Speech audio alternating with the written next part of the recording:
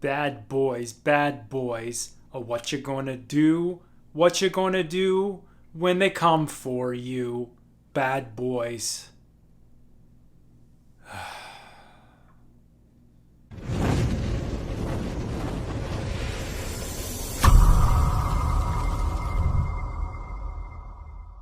Welcome to another 4K Ultra HD review.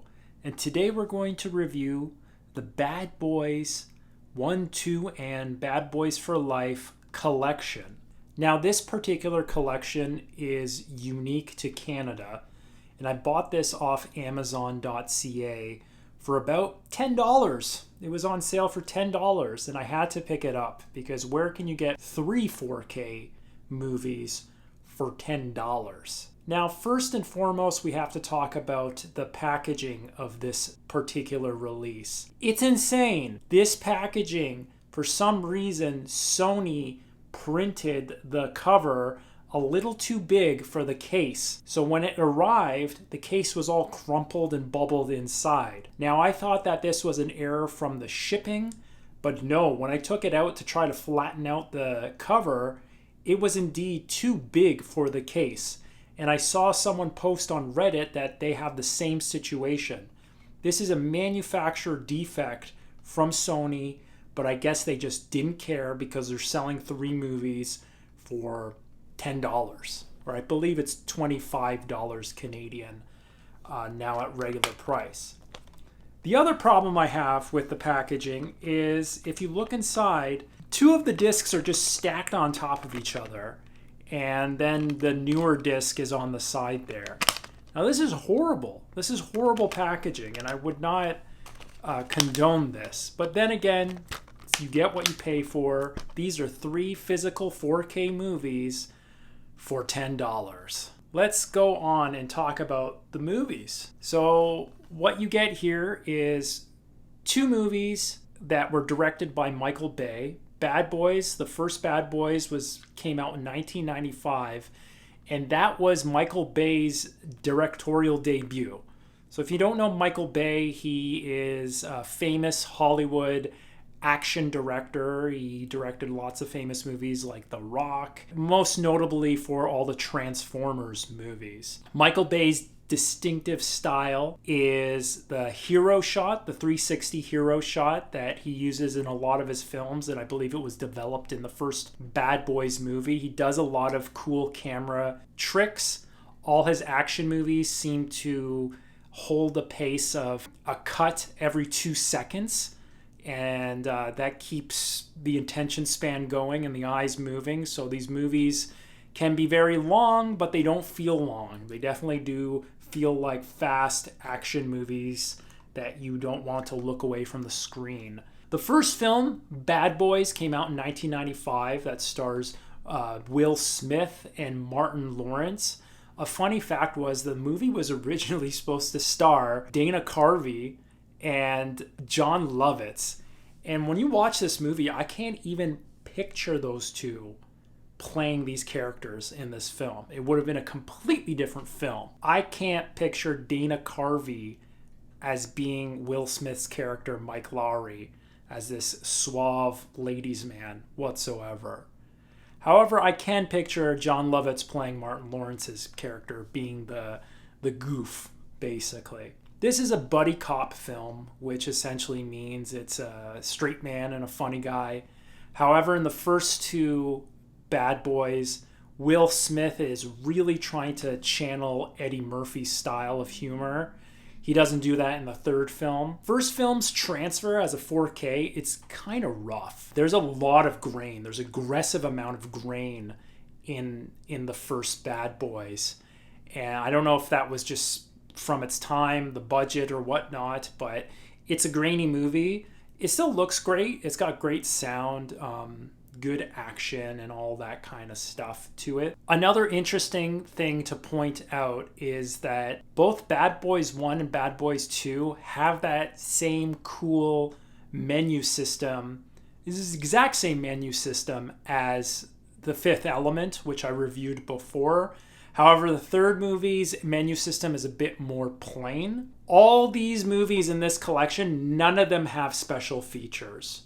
They just have a bunch of different audio tracks in various languages, subtitles, and that's about it. There's nothing. There's pretty much bare bones, but I guess that's what you get at this price point. Bad Boys 2 was more of my favorite of the trilogy. That one is the longest of the 3 films. It was actually very long, and I was surprised. And usually I don't like long films, but it kept its pace. My favorite scene in Bad Boys 2 is the shootout at the Haitian bando or whatever crack house, where Michael Bay uses the 360 camera technique, and it just looks amazing. The back and forth shots between that firefight, I've never seen anything like it.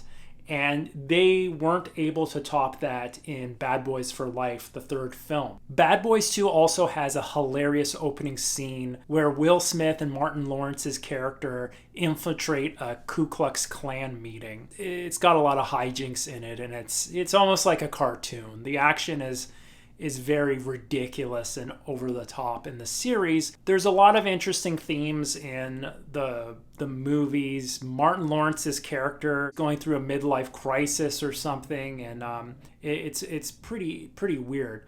Overall, buddy cop movies, especially the first 2 buddy cop movies, I'm guessing the writers played upon the whole theme of these movies are supposed to be these homoerotic, heterosexual type of relationships between these 2 characters, and there's a lot of gay jokes in these movies that probably wouldn't fly these days, but they're still funny. Bad Boys 2 has a very, very funny scene with both the characters inside of a kind of like a Best Buy's electronics store. They're caught on camera saying some things that are misinterpreted, and it's really funny.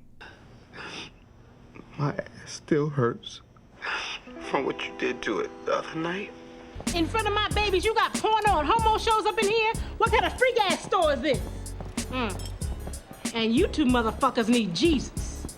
By far, Bad Boys 2 is my favorite of the trilogy. Now, Bad Boys 3, or Bad Boys for Life, was released in 2020, and that was directed by a Moroccan team called Adil and Bilal.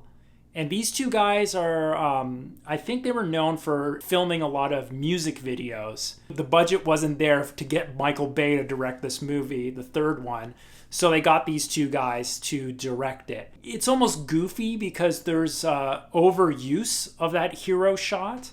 That 360 hero shot was used once or twice, actually once in every movie directed by Michael Bay. They use it a couple of times in Bad Boys for Life. They definitely know what they're doing to make a Michael Bay-esque movie. In this one, it's missing Martin Lawrence's character's sister that appeared in Bad Boys 2, who was Will Smith's love interest. Apparently, there was a spin-off TV series that starred actress that played Sydney from Bad Boys 2, and it also co-starred Jessica Alba. I believe it was called LA's Finest, and that flopped after 1 or 2 seasons.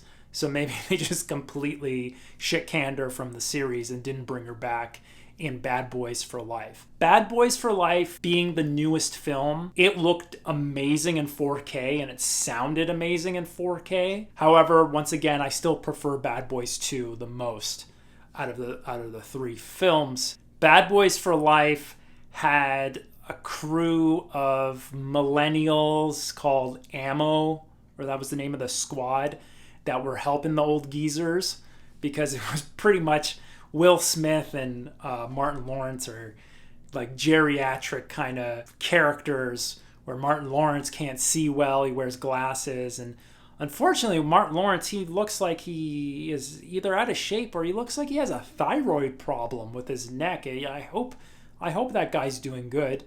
And they make a lot of jokes about them being older. But they have this younger squad in there. They try to cram as many references to capture the zeitgeist of now. They talk about the dark web and 4chan. It just seems to be forcefully written in there to seem relevant. A lot of technology to show that, hey, these guys can fight crime without wanton violence. And they even even play upon the fact that in Bad Boys 1 and Bad Boys 2, the characters, Will Smith and Martin Lawrence, these two cops, pretty much murder half of Miami. They just kill so many people with no repercussion. But once again, it seems like it's just cartoon violence. Like nowhere does this seem like any sort of basis of reality. But then again, I don't know what Florida is like. The third one has a bunch of cameos in it too. Michael Bay's actually in the third one. Yeah, he has a spot in there. There's also a cameo by DJ Khaled. I actually give Bad Boys for Life a bit of a thumbs up because there's a lengthy torture scene between Will Smith and DJ Khaled in it. This is just completely bizarre. But later on in the credits, you can see that DJ Khaled was the executive music producer or whatever for that third film. Also, the music in this series is amazing. I even remember as a kid when Bad Boys 1 came out, the soundtrack and there was music videos on Much Music here, and I guess MTV for you guys in the States. So it has really nice music, and definitely the sound is on par too.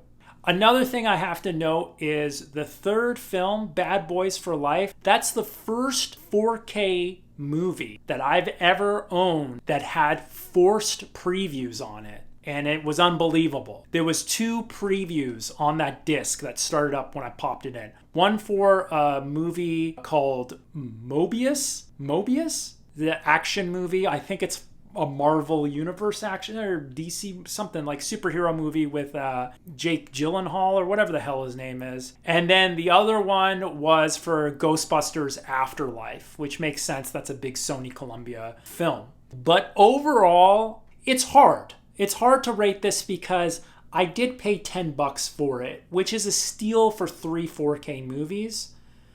But the packaging and the lack of features make it, we buy physical movies because we want to have them physically on display. It's part of it is having this trinket, and just like having a bad cover, like a look how awful that is.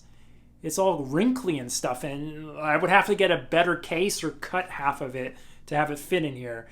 And having a disc that is just like these 2 on top of each other, stuff like that, no special features whatsoever, bunch of previews that they force you to watch you on Bad Boys for Life. I want to give this a 4 out of 10, but I'm going to give it a 5 out of 10.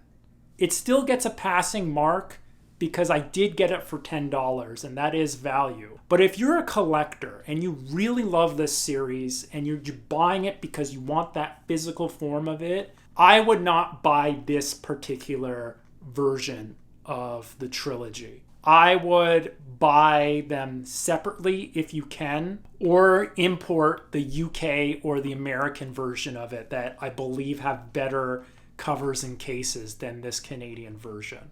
So that's what I give this, a 5 out of 10, and that's that. If you like my review, please don't forget to subscribe, give me a like, and hit that notification bell so you know when there's the next time that I do a movie review. I have a bunch of movies coming for the fall, which I'm excited to share and talk about. Let me know in the comments, what's your favorite Michael Bay movie? Is it Transformers? Because I did not like Transformers, the Michael Bay version. You can also check out my review of Transformers the movie, the 80s animated one, which is great. Anyways, take care. I appreciate you.